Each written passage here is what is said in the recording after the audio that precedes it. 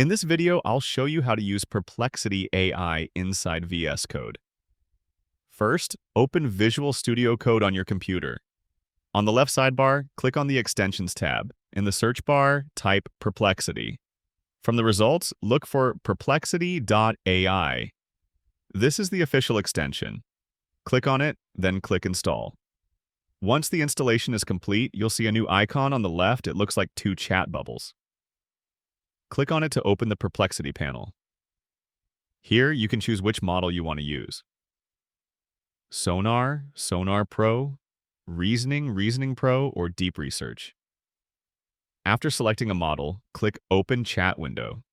A chat interface will appear where you can ask coding questions directly inside VS Code. Type your question and press Enter to send, or use Shift plus Enter to add another line. That's how easy it is to set up and use Perplexity in VS Code. If you found this helpful, consider subscribing for more Perplexity AI tips and tutorials.